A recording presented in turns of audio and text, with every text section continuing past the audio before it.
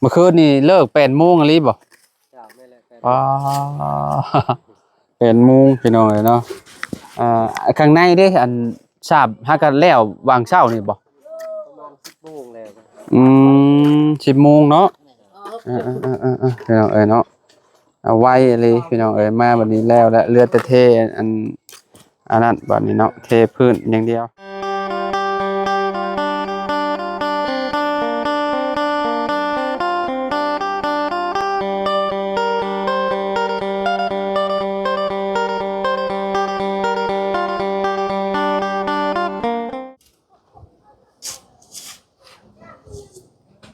อ้าวกราบสบายดีและสวัสดีเนาะพ่อแม่พี่น้อง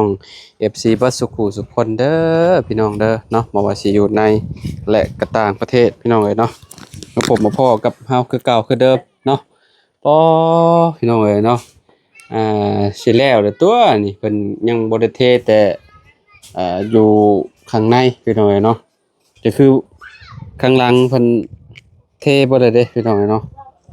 เทกันเปื้อนบ่เลยเนาะสาบก็เรียบร้อยแล้วเนาะข้างในก็เรียบร้อยเลยพี่น้องเอ๋ยเนาะโอ้ข้างในก็สาบแล้วเนาะเพิ่นเฮ็ดหยังใส่ตอนนี้เนาะเพิ่นกำลังติดตั้งอันท่อน้ำมันอยู่พี่น้องเอ๋ยเนาะเรียบร้อยเนาะโอ้ตะกี้เนี่ยเป็นหัวสวมนี่เนาะอ่า แล้วสิก่อขึ้นแบบแรกๆนี่คือแบบสมมุติว่าเฮ็ดอยู่หม้องนี้แล้วก็ก่อขึ้นเลยบ่อันนี้นะสิแก้เฮ็ดเซฟนี่แล้วสิแก้ใช่มั้ยเฮ็ดแบบสีแจนเลยเนาะแบบนี้เลยแล้วก็เวลาคนน้ำหนักหลายๆมานั่งบ่ย่านลุบลงบ่ว่านี่พอแล้วค่อยสิถ้าเฮาใส่เล็กนะไว้บ่เฮาเคยเฮ็ดให้อยู่นี่อยู่บ้านอะไรนี่มันก็ผิดสูตรหั่นน่ะแบบว่าเพิ่นก็เอามาตั้งแบบนี้แหละเนาะ FC หลายคนเพิ่นก็โอ้ยคนน้ำหนักหลายย่านมันอันนั้นบ่ได้ดอกว่าเบาลาวอ่ะจนได้แก้ใหม่เนาะพี่น้องเพราะว่าเราพ่อนั่นแหละก็คือพ่อน้องป้าหั่นแหละพี่น้องเอ้ยเราอยากได้แบบนี้เราอยากได้แบบนี้เราเอาใส่เลยเราเราให้กระเจ้าอ่ะนะเอาตั้งแบบนี้เลยแหละเนาะบัดนี้มันบ่ได้บัดนี้เราเอาเหล็กสอดสองข้างนี่แหละสอดคือกันนั่นแหละแต่ว่ามันเวลามันเต็มมันยังก็นี่มันดูดได้ว่ะนี่เจาะหูหม่องนี้ดูดหม่องนี้เลย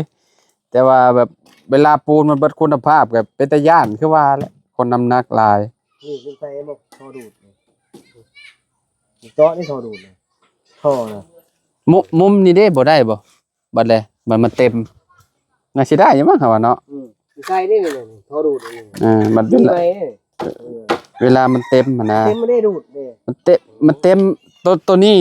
ได้บ่ล่ะวะนี่เวลานั้นมันเต็มเฮาเจาะตัวนี้ฮะน้อยบ่น้อยแฮงบ่พอเขาทอพี่ดูดทอดูดเขาน่ะถ้าไม่ทอดูดเขาน่ะนี่เนาะจุ่มลงรถบ่เป็นหยังอันใช้อันนั้นเจาะเอาก็ได้บัดแล้วก็อันเอาปูนโปะอีกเนาะเวลามันเต็มแล้วก็เจาะแล้วก็ให้เขาดูดแล้วจังนั้นเอาปูนอีกได้แม่นมันบ่ได้หนาปานใดนะได้อยู่ดอกเนาะจักท่อนอันนี้น่ะ3บ่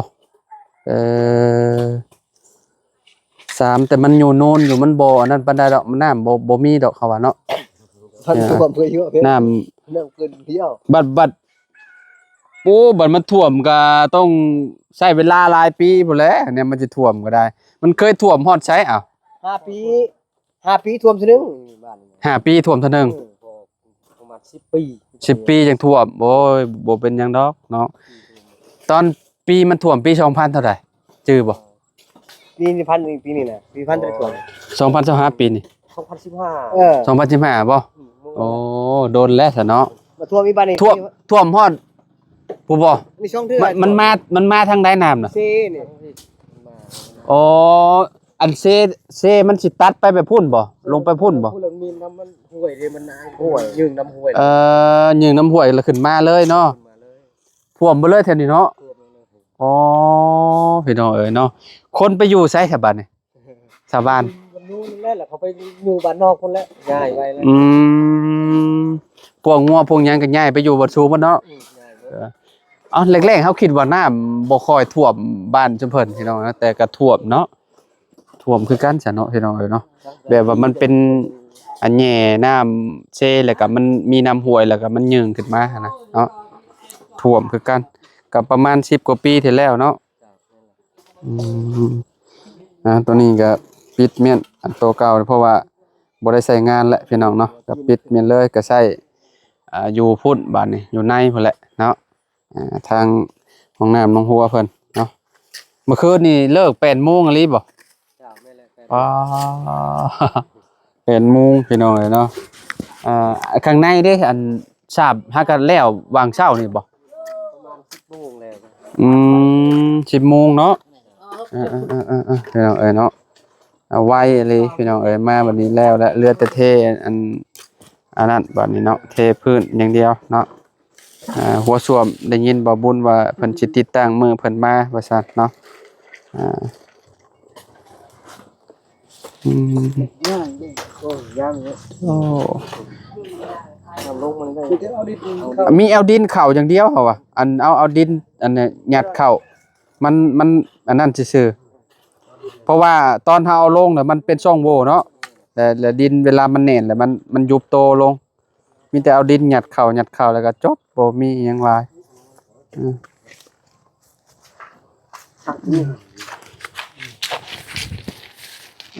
ประมาณนี้พี่น้องเนาะต่อจากพุ่นเลยมาพี่พี่น้องโอเคคือสิไหลดีอยู่ดอกเขาคิดว่าโจ้เนาะ เยิ่ม อันนี้ก็ทมไว้น้องหัวมาละบ่เนาะไปหา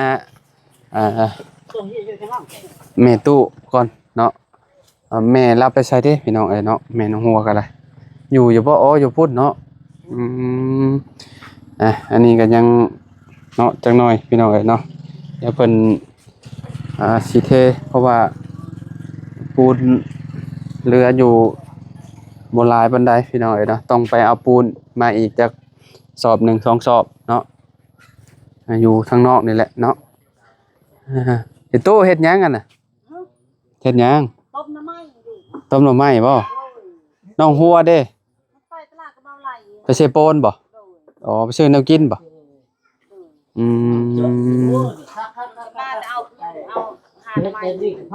ได้หลายบ่เราไปเอาพื้นเลยหน่อไม้พร้อมอันนี้บ่แม่ไปเอาพื้นมาดังไฟพี่น้องเนาะข้าวแล้วก็ตากข้าวไว้พร้อมเลยพี่น้องนี่ตากข้าวโอ้นี่โหตากแล้วก็เอาไปตำบัดนี้เนาะ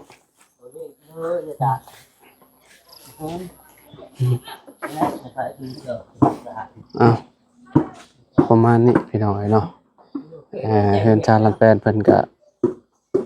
ยามนี้เนี่ยใครแน่เนาะมันบ่หนาวปานใดถ้ายามหนาวนี่ก็ลมพัดเข้าบ่ได้ว่าแล้วผัดเขาเต็มมาแล้วพี่น้อยเนาะเบิ่งไก่แล้วก่อนไก่ได้จักโตแล้วแม่เบิ่งกันซะพี่น้อยเนาะเอาแล้วว่าไก่ได้7 8 โตแล้วพี่น้อยเนาะโอ้โตลายๆน่ะพี่น้องเห็นบ่โอ้แล้วก็โตไก่แจ้พร้อมโอ้งามอยู่ได้ไก่ผูตัวนี้พี่น้องเนาะไก่แม่โอ้มันพร้อมไข่แล้วแหละนี่เนาะแม่เนาะมันใหญ่เลยเด้บ่มีตัวผู้ตัวแม่พี่น้องเนาะไก่โอ้เบิ่งบ่ได้แล้วพี่น้องเนาะบ่เห็นมันเนาะมันเข่าอยู่ในพื้นโอ้เขาอยู่ในพื้นเด้โอ้แม่ใหญ่ๆเลยจะว่าไข่แล้วก็บ่จัก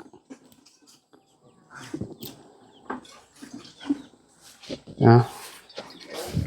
ประมาณนี้เอาไว้เนาะ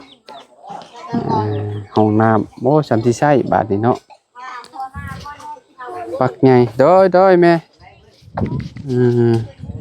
อันนี้ก็หากระเทนี่โอ้เพิ่นเขียนให้เรียบร้อยพี่น้องเอ้ยเนาะต้องใส่วันที่นำ2025บัดนี้ยังบ่ได้ วันที่ยังที่8 18ได้บ่นี่ ได้เนี่ย ต้อ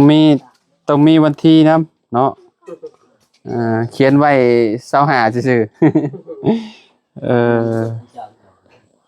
นี่เนาะประมาณนี้เนาะยังบ่มีก็เทแล้วเรียบร้อยแล้วเนาะ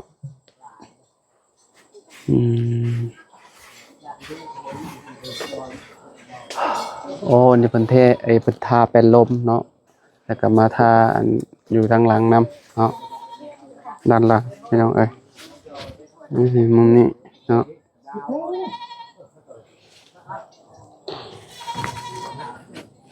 น้ำอยู่น้ำมองนี้ก็เป็นประโยชน์อยู่น้ำมองนี้ก็ได้ดีแต่มีน้ำอยู่นี่เลี้ยงปลาก็สิใหญ่ดีอยู่เพราะว่าเบิ่งมันคือสิมีสารอาหารหลายอยู่พี่น้องเนาะเพราะว่าพวกใบไม้ใบหญ้ามันหล่นลงแล้วมันก็เป็นพวกฝุ่นพวกหยังหั่นน่ะ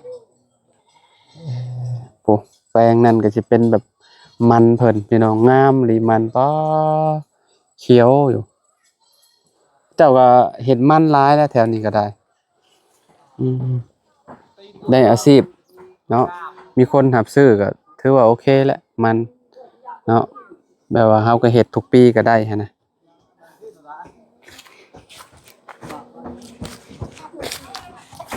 โอ้อีกหน่อยก็มาส่องเบิ่งอยู่เนาะตำให้มันแน่นๆเนาะ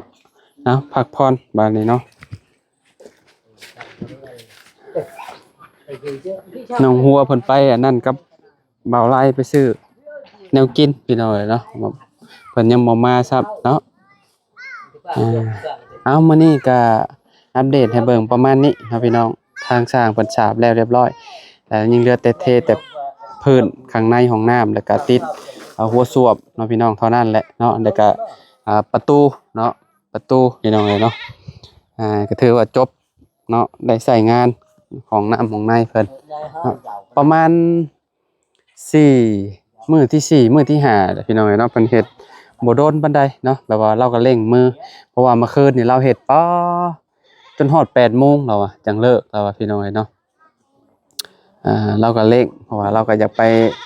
ปูกะโลต่อทางสร้างก็ได้เนาะทางแม่ก็สิไปตักน้ำต่อบ่สิไปตักน้ำบ่แม่ตักมาใช้แล้วมากินตักมาใช้เนาะไปตักอยู่เซ่พุ่นแหละพี่น้องเนาะก็ไกลอยู่เด้เนาะเราย่างไปมื้อนั้นบ่เฮาย่างไปก็ปอโตเพิ่นสิฮอดพี่น้องเนาะไกลอยู่เนาะโอเคขอบคุณพ่อแม่พี่น้อง FC เบิดทุกคนเด้อมื้อนี้อัปเดตให้เบิ่งนำกันพี่น้องประมาณนี้เนาะพบกันใหม่พี่น้องสำหรับคลิปนี้ไปแล้วสบายดีพี่น้อง